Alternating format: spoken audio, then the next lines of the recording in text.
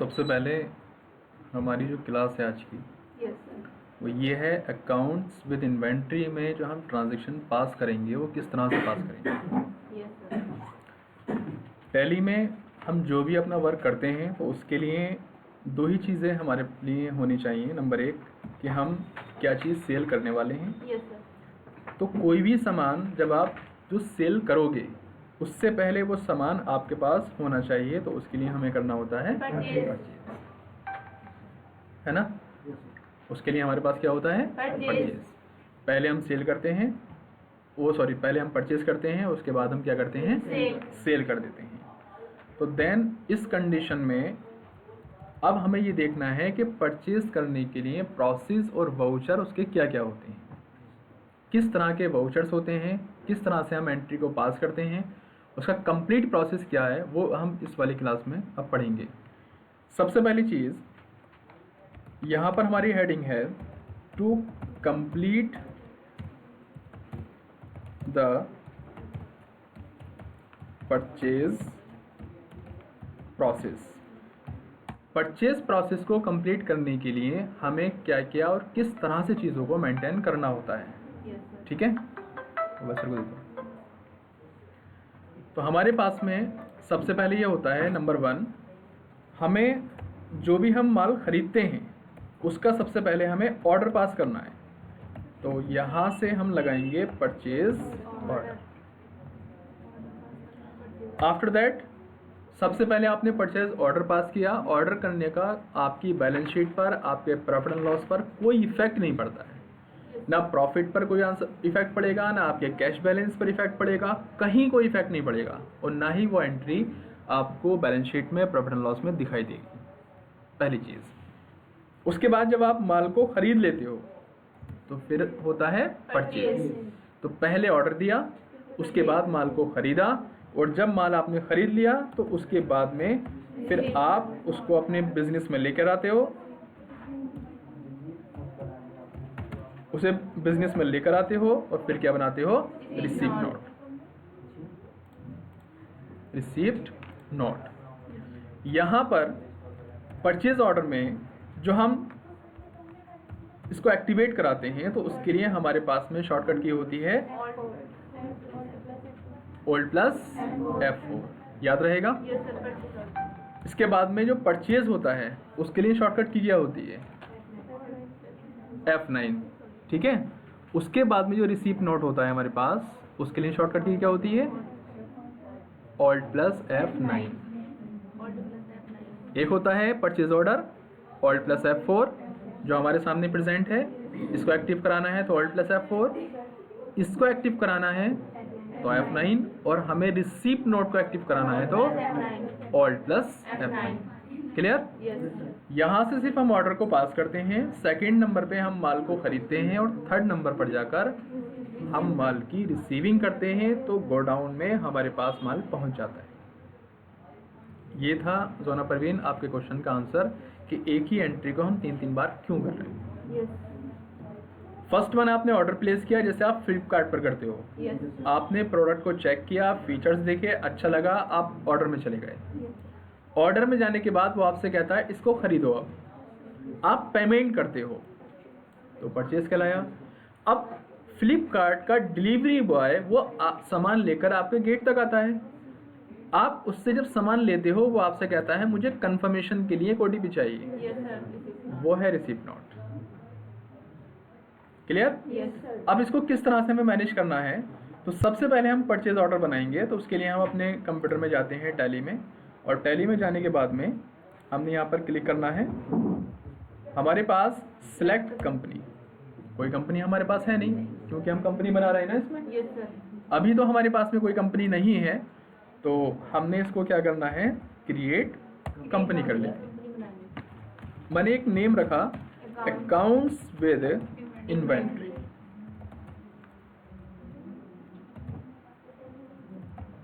Accounts with inventory. Address और क्या बोलते हैं स्टेट, टेलीफोन नंबर नॉर्मली आप सब जानते ही हैं क्योंकि ये हम इससे पहले वाली क्लास में कंप्लीट कर चुके हैं किस किस तरह से उसको फॉर्म को फिल करना है। बस अभी आपको करना क्या है, जैसे आप इंडिया में आए तो उत्तर प्रदेश हमने सेलेक्ट कर लिया, बाकी इन्फॉर्मेशन में अकाउंट्स विद इन्वेंट्री को सेट करना है। नंबर 1, अकाउंट्स विद इन्वेंट्री को सेट करने के बाद में यहाँ फाइनेंशियल ईयर सेट करना होता है। तो हमारे पास में है 14 और 2023। इतना करने के बाद हम कंपनी को पास कर जाते हैं और हमारी कंपनी क्रिएट हो जाती है। सिंपल, ये हमारी कंपनी अब जनरेट हो रही है। कंपनी जनरेट हो गई, हमारे सामने आप देखेंगे name of company accounts with inventory के नाम से आ गया। डेट ऑफ लास्ट एंट्री कोई वाउचर एंटर्ड नहीं है अभी। करेंट पीरियड आप 1/4/2023 से लेकर 31/3/2024 में काम कर रहे हो। करेंट डेट क्या है? सैटरडे 1 अप्रैल, यानी कि 1 अप्रैल को जो डे है वो कौन सा है? Saturday, right. देन अब आप क्या करेंगे? इन्वेंट्री इन्फो में अपने वो सारी चीज़ें बनाएंगे, लाइक स्टॉक का ग्रुप क्या है, स्टॉक का आइटम क्या है, उसकी कैटेगरी क्या है। तो हम इन्वेंट्री में जाते हैं। इन्वेंट्री में जब हम जाते हैं तो स्टॉक ग्रुप हमें मिला, राइट, स्टॉक आइटम्स हमें मिला, साथ ही साथ में यूनिट्स ऑफ मेजर मिले, लेकिन यहाँ पर गोडाउन और कैटेगरी नहीं है ना। नहीं तो स्टॉक, कैटेगरी और गोडाउन को अगर आपको एक्टिवेट कराना है तो फिर आपको यहाँ पर कंपनी फीचर्स में जाना पड़ेगा, जो टैली के फीचर्स हैं। F11 देखिए बटन बार पे, यस सर, ये माउस पॉइंटर जा रहा है, यस शॉर्टकट की होती है, इस पर आप क्लिक करेंगे। आपने जैसे ही यहाँ पर क्लिक किया तो आपके सामने आ गया accounting features, inventory features. Inventory features में चले जाइए। यस सर, इन्वेंट्री फीचर्स में जाने के बाद मेंटेन मल्टीपल गोडाउन, इसको यस करना है। मेंटेन स्टॉक कैटेगरी, इसको भी यस कर देना है। Is it clear? Yes sir, after that ये दोनों चीज़ें मल्टीपल हो गई हमारे पास में। जब हम एंट्री को पास करेंगे तो हमें चाहिए होगा purchase order, yes sir, sale order. अभी आपको याद होगा कि हमने पढ़ा था कि सबसे पहले परचेज ऑर्डर। ऑर्डर, तो परचेज ऑर्डर भी तो हमारे पास यहाँ ऑफ है, अगर आप ध्यान से देखेंगे तो इसको भी एक्टिव कराना है। दोनों को यस करा देना है, ये भी यस हो गया। उसके बाद में फिर आगे चलेंगे, डेबिट नोट, क्रेडिट नोट, इसको भी यस करा देना है, और इन दोनों को भी हमें यस कराना है।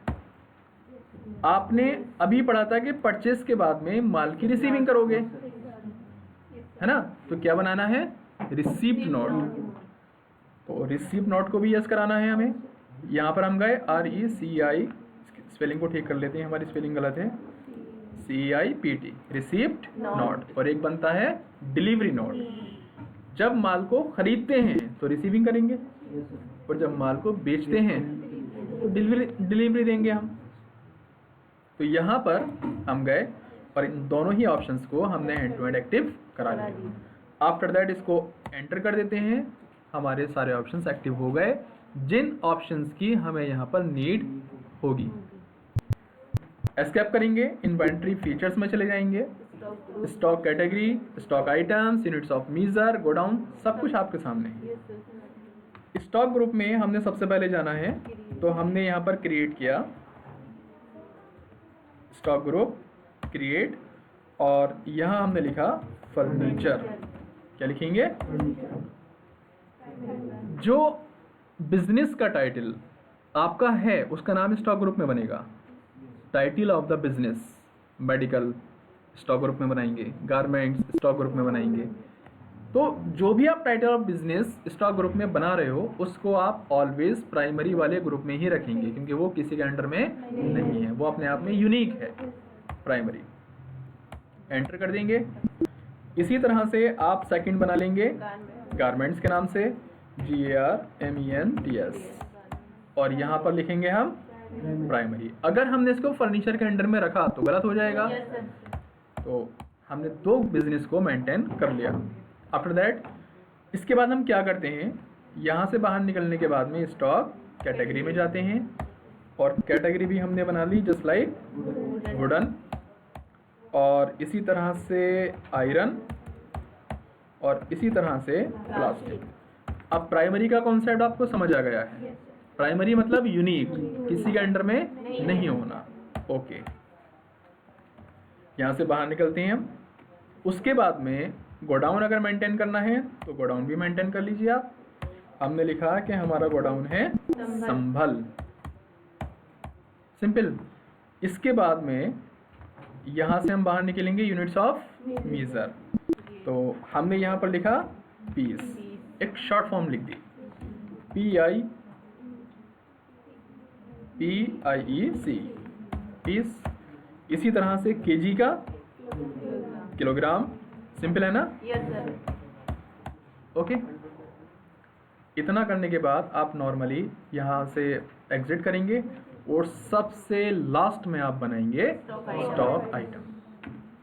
स्टॉक आइटम में स्टॉक की कैटेगरी डिफाइन कर दीजिए पहले ही, जैसे वुडन टेबल। किसका पार्ट है ये फर्नीचर का आइटम है, ठीक है। कैटेगरी क्या है? वुडन है। किस यूनिट से बेचोगे आप? पीस में, क्योंकि आपकी वुडन टेबल किलोग्राम से तो जाएगी नहीं। Yes sir. और एंटर करते हुए पास हो गए। ओके। दूसरा बनाते हैं प्लास्टिक टेबल। किसका पार्ट? फर्नीचर का। और कैटेगरी प्लास्टिक पीस। सिंपल। अब मान लीजिए आप बना रहे हो CLOTHS, cloth, THES, cloth of SHIRT, cloth of shirt. Spelling गलत हो गई। CLOTHS, cloth of shirt. किसका पार्ट? फाजिल समझ आ रहा है आपको? गारमेंट्स। कैटेगरी नहीं है हमारे पास। जब नहीं है तो ऑल्ट C प्रेस करो आप और हैंड टू हैंड क्रिएट कर सकते हो। Yes sir. यहाँ पर हमने बनाया COTTON, कॉटन, प्राइमरी। अब यूनिट भी नहीं है, क्योंकि क्लॉथ ऑफ शर्ट मीटर में होता है, यस सर। वो हमारे पास है नहीं। कैसे करें? बनाएंगे ऑल्ट C बना लीजिए, शॉर्ट लिखिए MT, MITRE। सिंपल। इतना बताएं, क्लियर है? Yes sir. आफ्टर दैट थोड़ा सा आगे चलते हैं।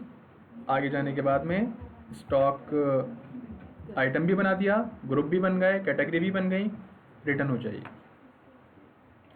सबसे पहले अकाउंटिंग वाउचर्स में जाइए आप और जर्नल को एक्टिवेट कराइए, ताकि आप उसके अंदर पैसा लगा सकें। क्योंकि अकाउंट्स ओनली हो या अकाउंट्स विद इन्वेंट्री हो, जब तक कंपनी में पैसा नहीं होगा हम ट्रांजैक्शन को पास नहीं कर सकते, है ना।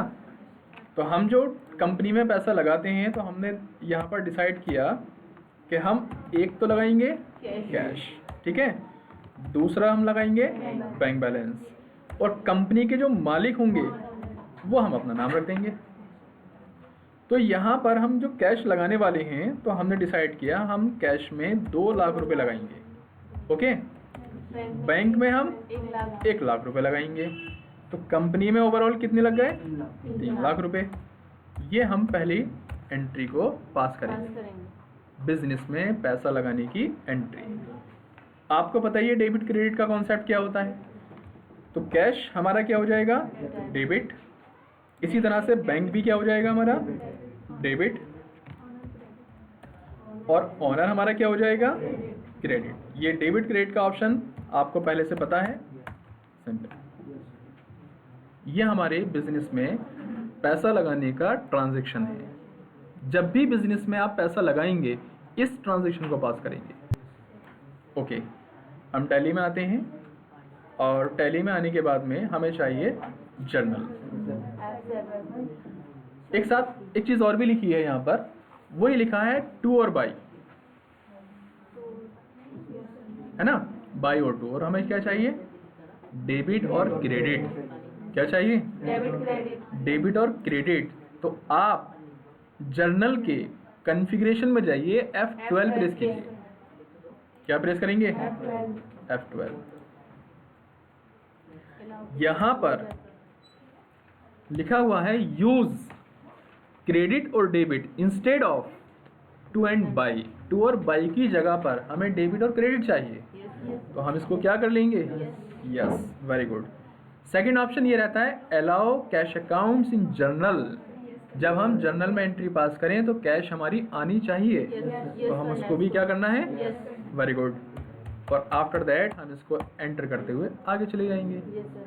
कैश और प्रॉफिट एंड लॉस का अकाउंट हमारी टैली में बाय डिफ़ॉल्ट हमें मिलता है, उसे बनाने की ज़रूरत नहीं है।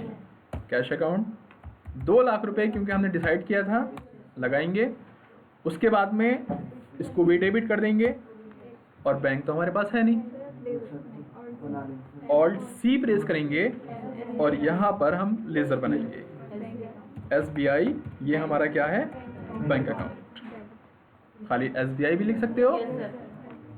किसके अंडर में रखना है, वेरी गुड, बैंक अकाउंट्स में रखना है।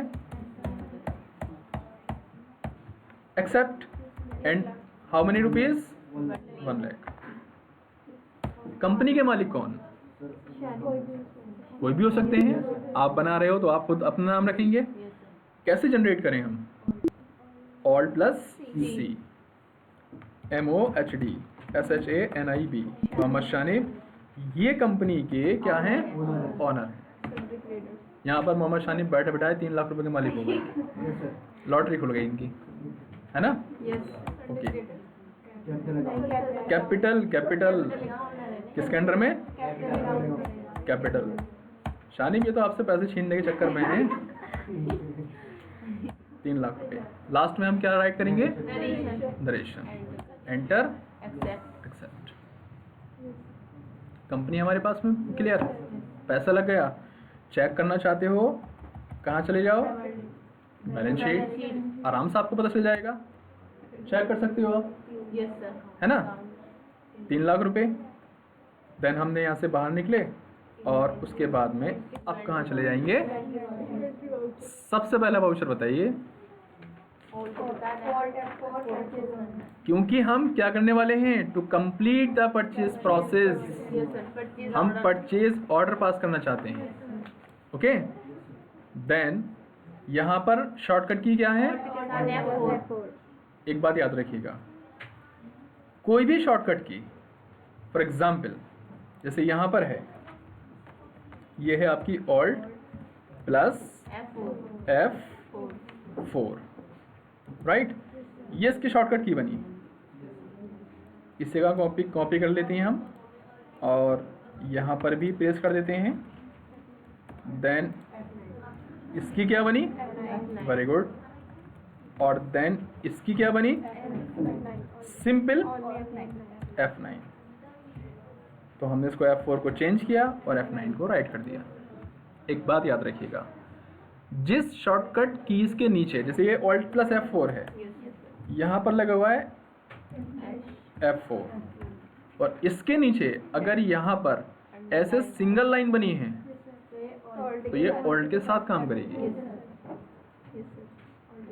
और मोहम्मद फाजिल अगर इसके नीचे डबल अंडरलाइन लगी है तो ये कंट्रोल के साथ काम करेगी।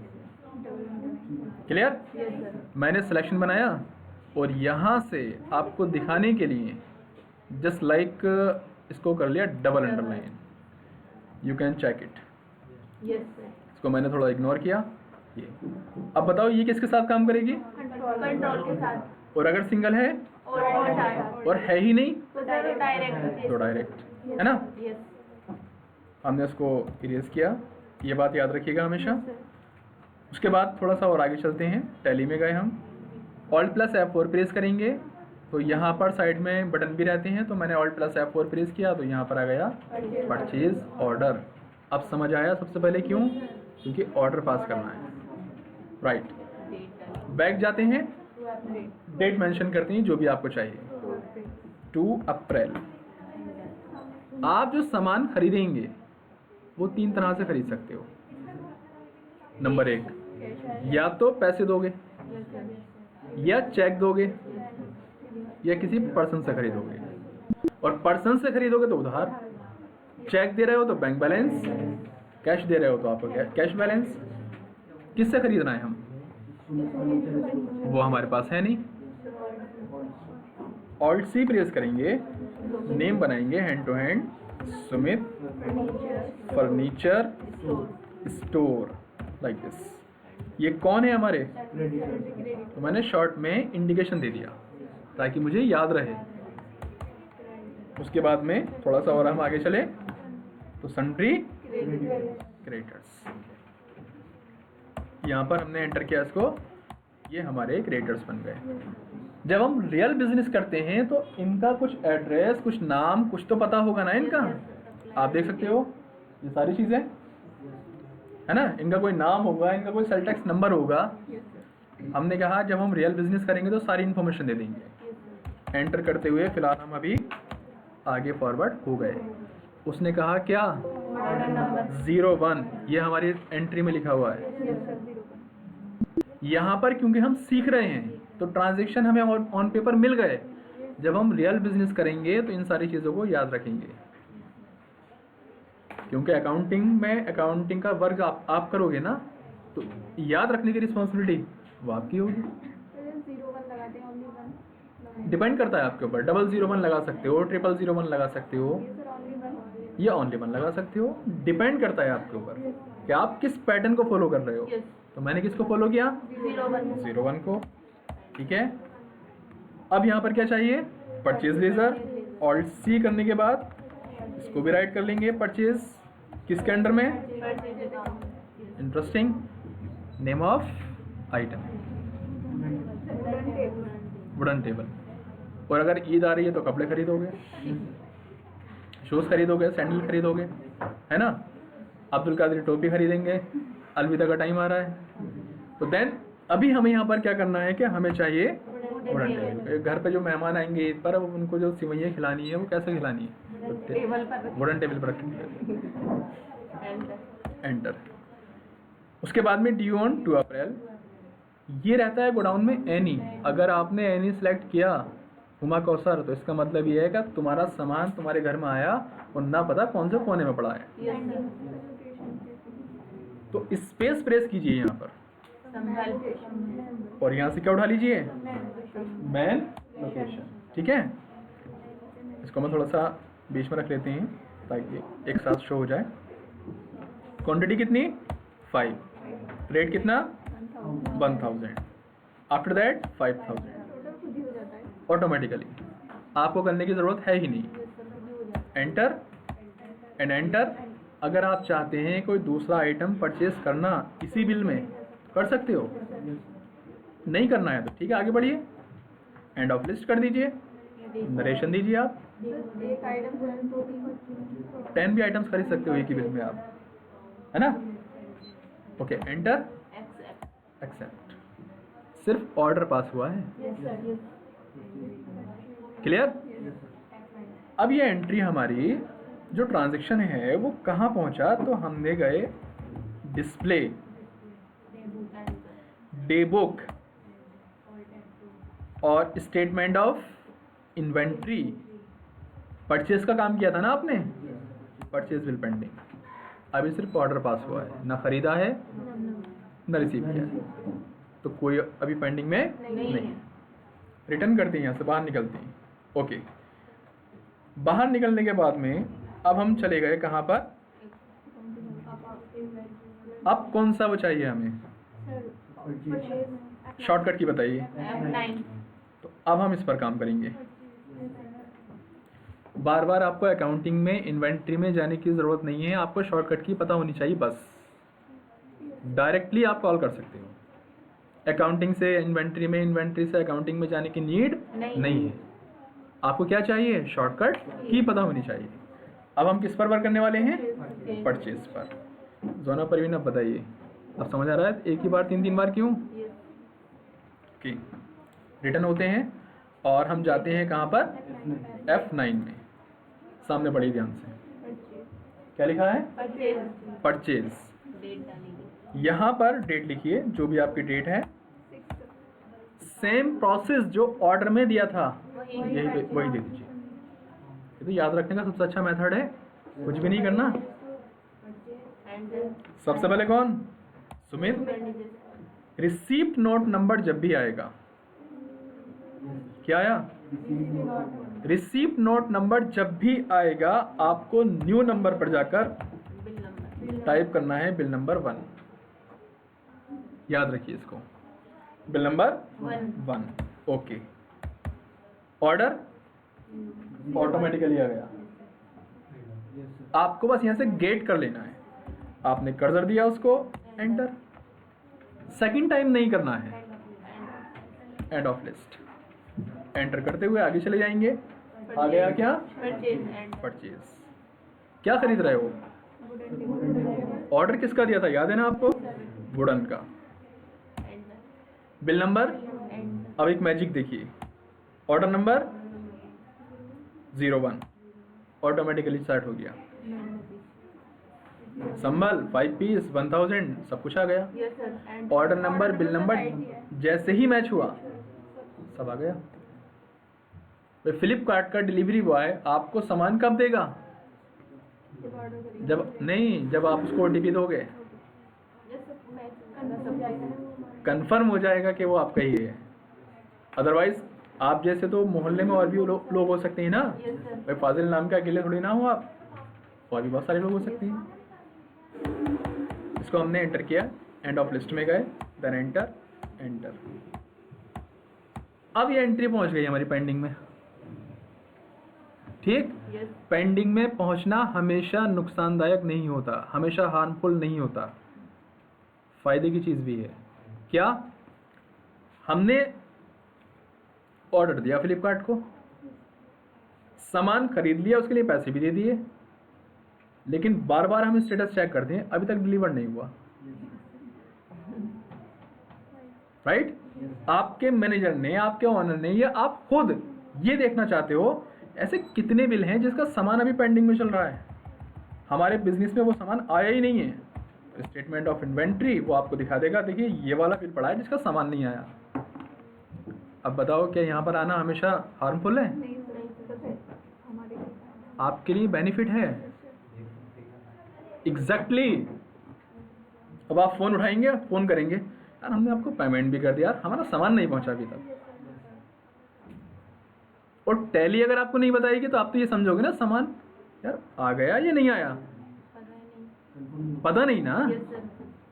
तो पेंडिंग से डरो मत हो, पेंडिंग तो तुम्हारे यूज के लिए है। लेकिन आ भी जाती है तो वो गलत हो जाती है। अब गलत क्यों हो जाती है? क्योंकि जब order number, bill number match नहीं होगा।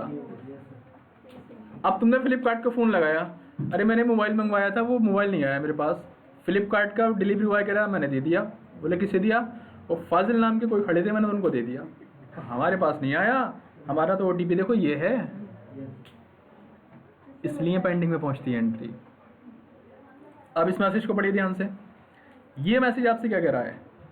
इस मैसेज को बहुत ध्यान से पढ़ने वाली बात है। बिल रिसीव्ड, माल खरीद लिया, बट गुड्स नॉट रिसीव्ड। तो समझ जाओ रिसीप्ट नोट नहीं बना है,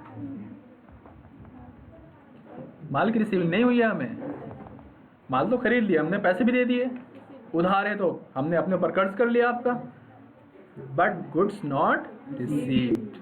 आ गया समझ? चलिए वापस चलते हैं। इन्वेंट्री और रिसीव नॉट डिलीवरी। ओके, फिर से गए 2 अप्रैल, देन सुमित। ऑर्डर नंबर आपने ऑलरेडी दे रखा है, बस आपको गेट करना है। ठीक है, परचेज सब कुछ तो आ गया। आफ्टर दैट क्या करेंगे? आप एंटर पास करेंगे। एक ट्रैकिंग नंबर टैली अपना आपको बनाकर देती है, आप अपना वाला गेट करेंगे। इसलिए हमने बिल नंबर लिखा था ताकि डिफरेंस पता चल जाए। Okay, enter and enter, end of list. माल अब रिसीव हो गया, सिंपल।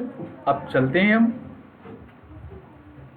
उसमें जाते हैं डिस्प्ले, स्टेटमेंट ऑफ इन्वेंट्री और परचेज बिल पेंडिंग। कोई बिल नहीं है। तो अभी हमने सबसे लास्ट में किसको बनाया? रिसीप्ट नोट को।